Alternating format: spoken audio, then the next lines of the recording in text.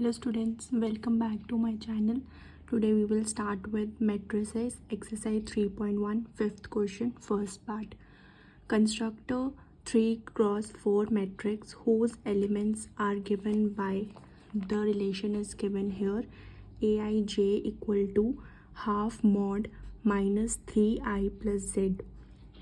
So in previous video I have explained you that when you have to find the elements with this relation, you have to put value of ij to find the element with this relation. तो अभी इसमें देखो 3 cross 4 matrix हैं, तो order से हमें ये पता लगता है कि इसके अंदर 3 रोज एंड 4 कॉलम्स हैं. इसकी हेल्प से हम एलिमेंट्स फाइंड कर सकते हैं और इसको एक मैट्रिक्स की फॉर्म में दे सकते हैं. तो जैसे कि 3 रोज और 4 कॉलम, तो आई जे की वैल्यू जैसे 1 1 1 2 1 3 1 4 ये हो सकती हैं, क्योंकि जब हम किसी एलिमेंट को रिप्रेजेंट करते हैं मैट्रिक्स के अंदर, तो उसके अंदर जो पहली वैल्यू हम लिखते हैं i, that is represent the row, कौन सी रो है, और जे है वो रिप्रेजेंट करता है कौन सा कॉलम है.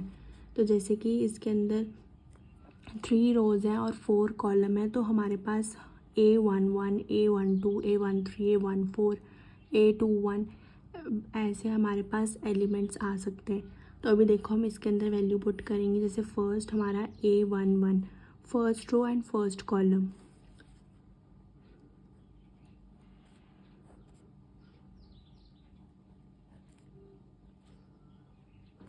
तो देखो 1/2 मॉड ऑफ -3 + 1.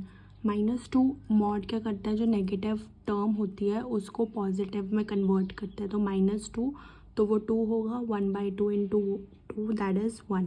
तो A11 हमारे पास 1 आ गई उसकी वैल्यू. अब हम लेंगे A12 में I is equal to 1 and J is equal to 2.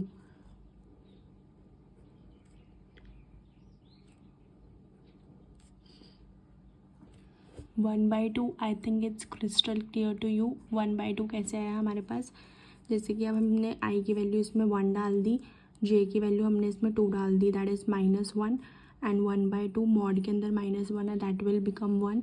तो ये 1/2 आ गया. अब A13 फाइंड करेंगे.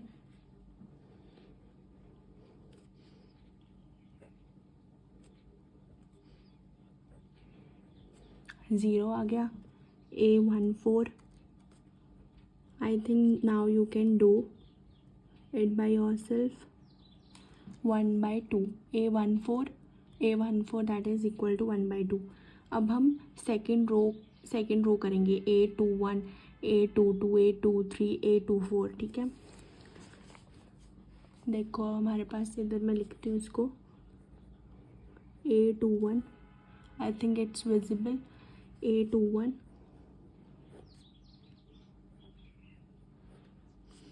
this is 5/2.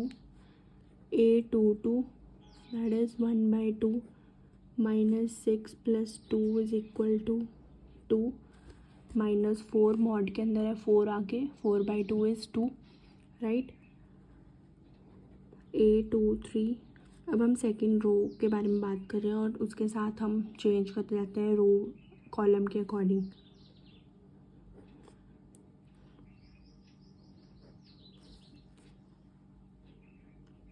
Three by 2. Now it's very easy for you.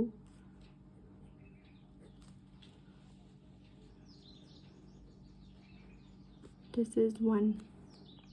क्योंकि -2 + 2 हो जाएगा, दैट इज़ 1 आ जाएगा. अब हम रो हमारे पास 3 दे रखे हैं. ये देखो 3 क्रॉस 4 मैट्रिक्स, तो हमारे पास 3 रो हैं. तो अब रो 3 के अकॉर्डिंग अब हम एलिमेंट्स की वैल्यू निकाल लेंगे.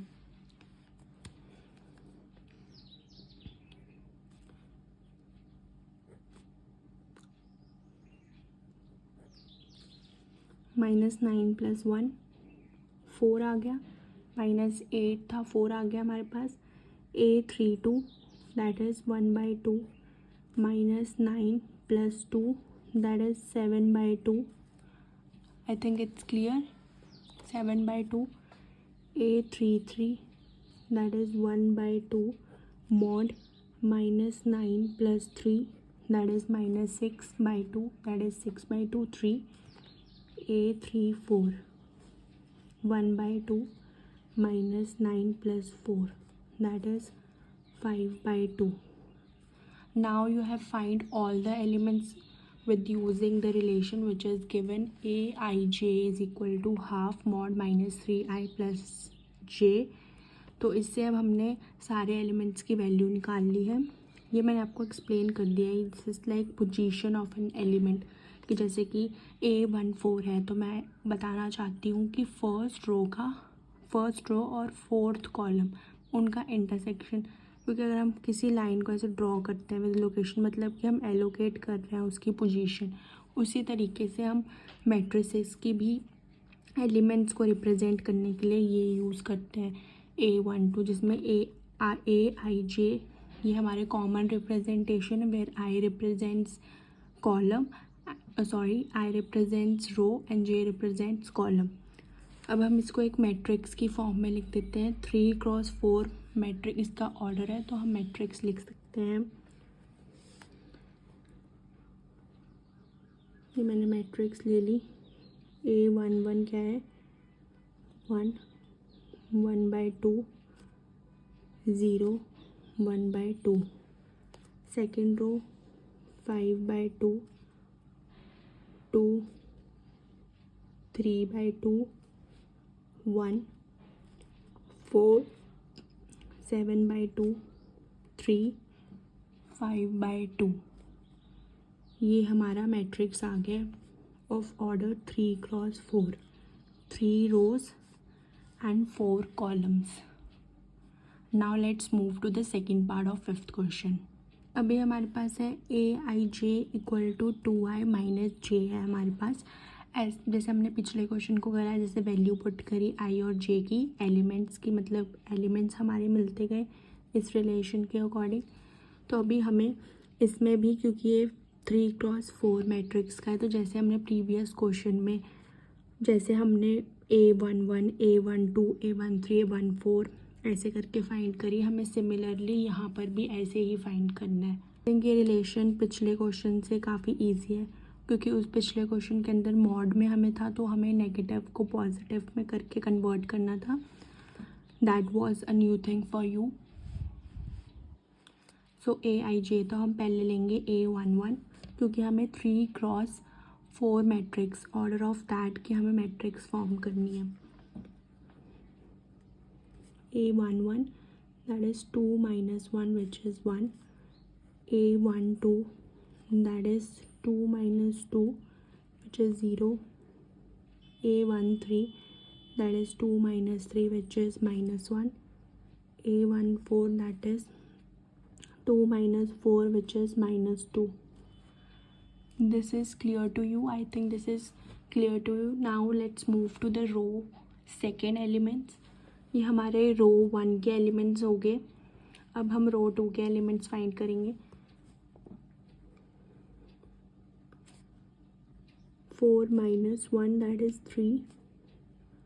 A22 that is 4 minus 2 that is 2. A23 that is 4 minus 3 1. A24 that is 4 minus 4 which is 0. Right? Now let's find row third element. Row third के एलिमेंट्स फाइंड करेंगे. फर्स्ट है हमारे पास A31 that is 6 minus 1 which is 5. A32 that is 6 minus 2 which is 4. A33 that is 6 minus 3 which is equal to 3. And A34 that is 6 minus 4 2. Now you have find all the elements of the matrix. Now we will arrange it into a form of matrix, that is 3x4, 3 rows and 4 columns. This is our complete answer, that is 3x4 matrix, 3 rows and 4 columns. Right? So now we are done with fifth question. You can write here 3 cross 4. At the bottom we write the order of the matrix, that is 3 rows and 4 columns. I think this question is clear to you. Now let's move to the next question, which is sixth question. Now in this question, sixth question, you have to find the value of x, y and z. तो इसके अंदर देखो ये matrix इसके equal है, तो इसका मतलब कि जो हर एलिमेंट जैसे कि A11 है, तो वो जैसे हमें इक्वल का साइन मतलब कि हर एलिमेंट जैसे कि A11 मतलब इस मैट्रिक्स के A11 से रिलेट कर रहा है, ठीक है। जैसे 4 is equal to y, 3 is equal to z. 4 की अगर हम पोजीशन देखेंगे दैट इज़ A11, वाई की पोजीशन देखेंगे A11, तो हम बिल्कुल जैसे कि A11 है तो हम उसको A11 से ही रिलेट कर रहेंगे दूसरे मैट्रिक्स, जैसे कि इन दोनों का हमने इक्वल कहा है, तो मतलब हर पोजीशन का एलिमेंट आपस में इक्वल होना चाहिए। x 1 के इक्वल, 5 के इक्वल ही है, 3, तो इसमें देखो इट्स वेरी सिंपलेस्ट क्वेश्चन है ये मैट्रिक्स का। तो इसमें देखो x is equal to 1, x is equal to 1, यहाँ पर देखो y is equal to 3,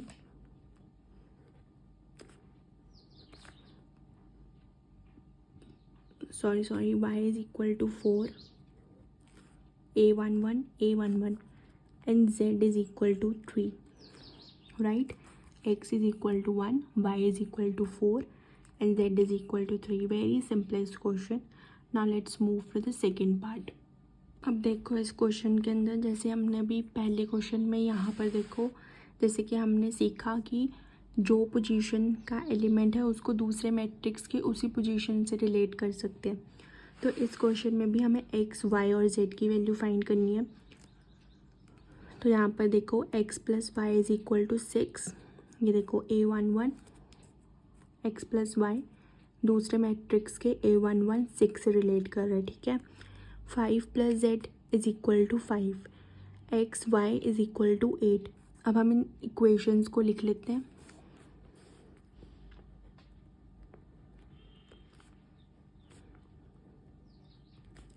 equation 1 होगी ये 5 plus z that is equal to 5, x y is equal to 8, right. तो अब देखो, अब हम जैसे हम नॉर्मल इक्वेशंस को फॉर्म करते हैं with elimination method, substitution method, जैसे आपने प्रीवियस क्लासेस में देखा ही होगा कैसे we have method, we use the method elimination, substitution method. तो z की वैल्यू तो यहाँ पर इजीली मिल रही है हमें, 5 plus z is equal to 5 where z is equal to 0, right. z हमारे पास यहाँ पर 0 आ रहा है, ठीक है। z की वैल्यू हमारी क्लियर होगी। अब x plus y equal to 6 and x y equal to 8, हमारे पास दो इक्वेशंस है, इसको विद सब्स्टिट्यूशन मेथड कर लेंगे जैसे कि इजी रहेगा उससे। X y equal to 8, right. तो मैं y की वैल्यू सपोज मैं विद फर्स्ट इक्वेशन ये 6 है, y की वैल्यू मैंने सब्स्टिट्यूट करनी है, ये आ गया y equal to 6 minus x. अब इसको मैं इस इक्वेशन के अंदर पुट कर देती हूँ,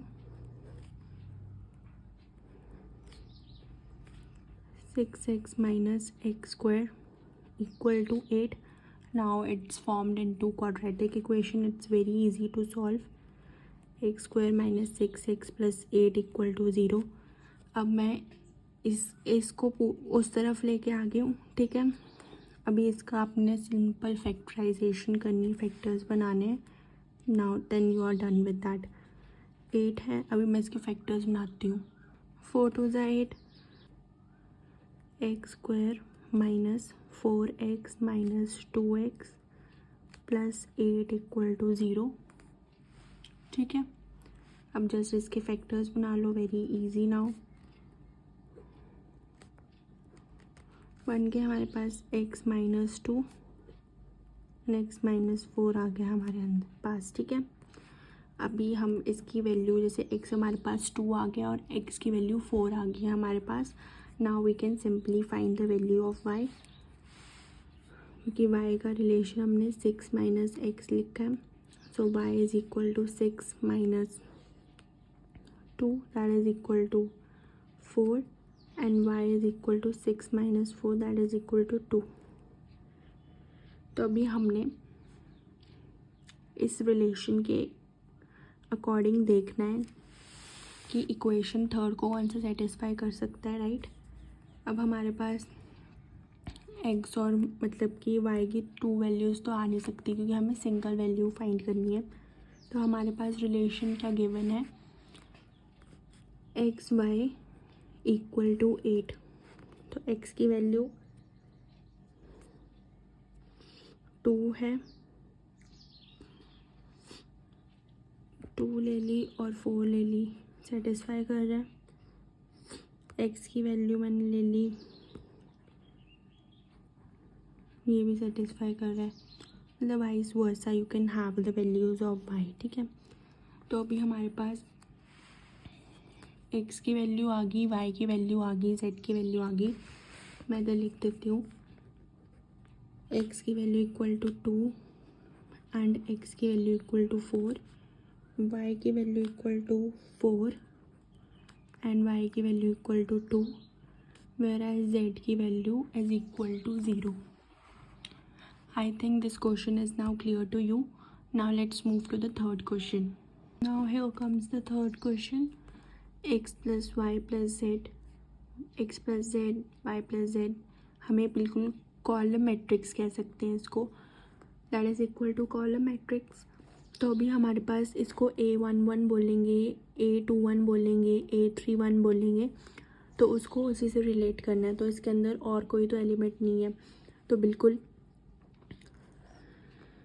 x plus y plus z equal to 9, x plus z equal to 5, y plus z equal to 7. With that we can find the value of x, y एंड z. तो अभी देखो मैं इक्वेशंस लिख के बताती हूँ, then you will be more clear about this. x plus y plus z equals to 9.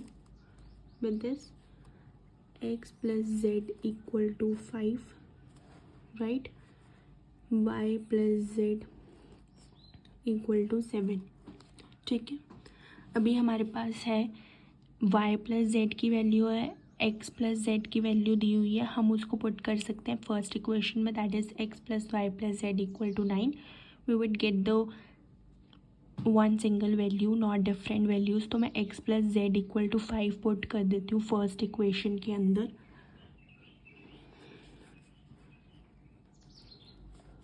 x plus z equal to 5 मैंने पुट करना है इसके अंदर, right. So that is 5 plus y equal to 9, y equal to 4. ठीक है, y equal to 4 आ गया हमारे पास. तो अभी हमारे पास ये वाली इक्वेशन, मैं इसको नंबर दे देती हूँ.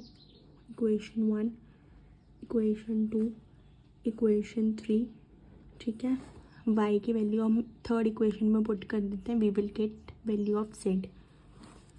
तो y प्लस जेड हमारे पास किसके इक्वल है, 7 के. y की value 4, 4 plus z equal to 7, z is equal to 3, right. Now y एंड z value we had find y एंड z वैल्यू. अब हम इसको पुट कर देते हैं. चलो z की वैल्यू फाइंड होगी, अब सेकेंड इक्वेशन में पुट कर लेते हैं, x की वैल्यू फाइंड हो जाएगी. x plus z equal to 5, x plus 3 equal to 5, x equals to 2. Now you are done with this question, that is x equals to 2, y equals to 4. Answer. I hope these questions are clear to you, absolutely clear, very easy questions. जैसे जैसे हम exercise में बढ़ते जाएंगे complications थोड़ी सी आएंगी, but matrices exercise is very simple. NCERT level में if you try with JEE questions Further, I will also make a video on JEE questions on matrices. That would be beneficial for you also. Now let's move to the 7th question of this exercise. Now here is the 7th question, and this you have to find the value of A, B, C and D from this equation. In questions में क्या आपका बस एक basic concept लग रहा है कि आपने जो हमारे पास एलिमेंट की पोजीशन है उसको दूसरे मैट्रिक्स की उसी पोजीशन वाले एलिमेंट्स के साथ रिलेट करना है. मैट्रिक्स का बस इतना ही रोल है इन क्वेश्चंस में. Then further are just calculation, just forming the equation and just simplifying them. इसमें भी बस वही है, जैसे A11 है तो एलिमेंट है इस पोजीशन का, उसको हमने दूसरे मैट्रिक्स के साथ इस मैट्रिक्स के साथ उसी पोजीशन में उसी पोजीशन के एलिमेंट्स के साथ रिलेट करना है. जैसे कि A minus b is equal to -1 first equation, 2A plus c equal to 5, 2A minus b is equal to 0, 3C plus D equal to 13. Now let me write the equations first. देखो मैंने equations लिख ली हैं ये, तो अब हम इसके equations को सॉल्व करेंगे. ठीक है, तो जैसे कि हमारे पास है 4 इक्वेशंस और 4 ही वेरिएबल्स हैं. तो इक्वेशन को अब हमने फाइंड करना है इनकी वैल्यूज़ A, B और C की with the help of this equations. देखो 2A minus B equal to 0 है, तो इस इक्वेशन से मैं क्या लिख सकती हूँ, 2A इक्वल टू B लिख सकती हूँ. तो B की वैल्यू अब हम इसमें सब्स्टिट्यूट कर सकते हैं to find the value of A, right. तो equation put in equation 1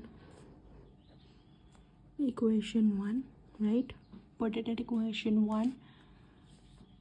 A minus 2A minus 1, that is minus A equal to -1, A is equal to 1. ठीक है, A की वैल्यू हमारे पास 1 आ गई. With this we will put A की value 1, we will get value of B. तो 2 into 1 that is equal to B. B की value हमारे पास 2 आ गई है. A और B की वैल्यू हमारे पास आ चुकी है. अब हमें वैल्यू फाइंड करनी है C और D की, राइट. अभी इस इक्वेशन के अंदर मैं A की वैल्यू पुट करूँगी, I will get the value of C. तो देखो 2A की वैल्यू B यहाँ पर आप उससे कॉम्प्लिकेटेड हो जाता, पर A की वैल्यू मैंने फाइंड कर ली, उससे ईजियर हो जाता है. बल्कि आप दूसरे मेथड से भी दूसरे इक्वेशंस में पुट करके भी कर सकते हो. तो हमें C की वैल्यू निकालनी है मुझे. 2 plus C equal to 5, C equal to 3. C की वैल्यू भी आ गई, C is equal to 3, right. I think it's clear. अभी हमने D की वैल्यू फाइंड करनी है. C की वैल्यू हमारे पास आ गई है, D की वैल्यू फाइंड कर सकते हैं. ईजी हो गया अब तो.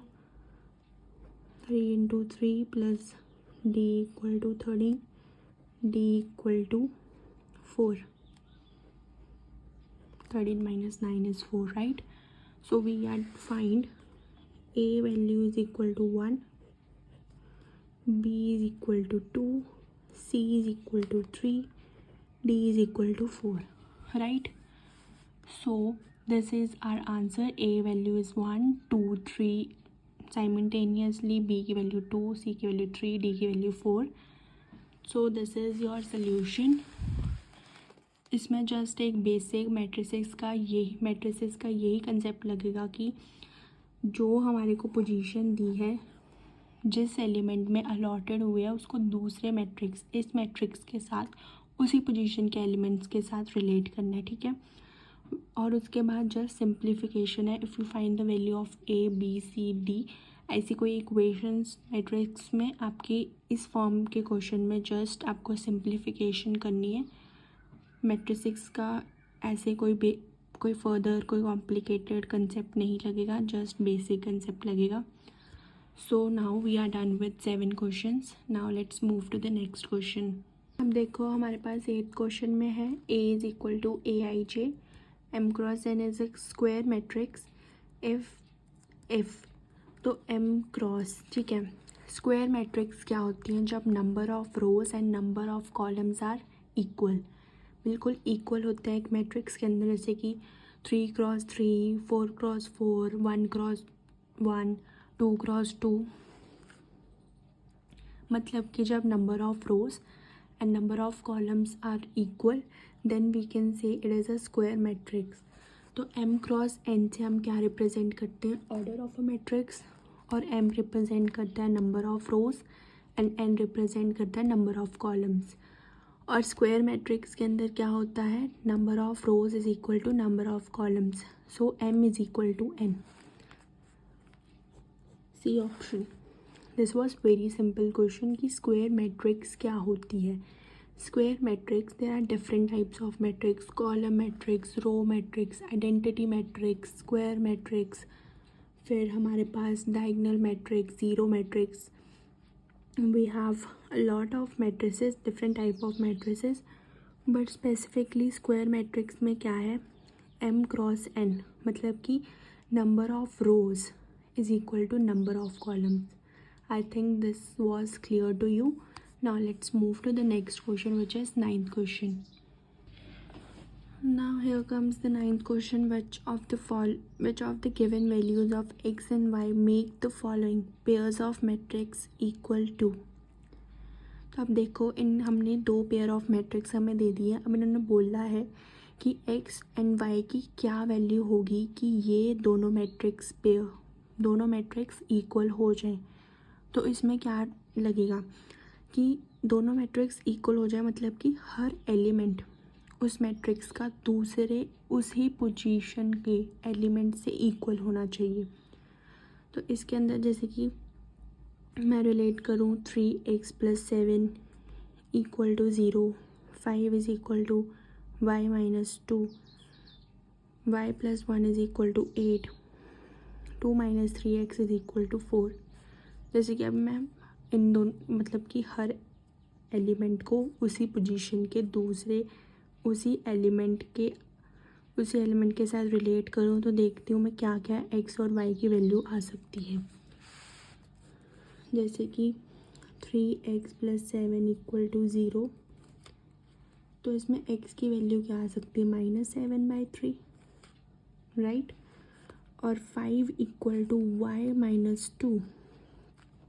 इन्होंने यही बोला ना कि x और y की वैल्यू क्या होनी चाहिए जिससे कि पेयर ऑफ मैट्रिक्स इक्वल हो जाए. सो y की वैल्यू हमारे पास आई 7, राइट. अभी मैं y + 1 इक्वल टू 8 करूँ तो y की वैल्यू अगेन 7 आ रही है, ठीक है. x की वैल्यू 2, जैसे कि इसमें 2 - 3x equals to 4, that is -2 equal to 3x. So x की वैल्यू यहाँ पर आ रही है -2/3.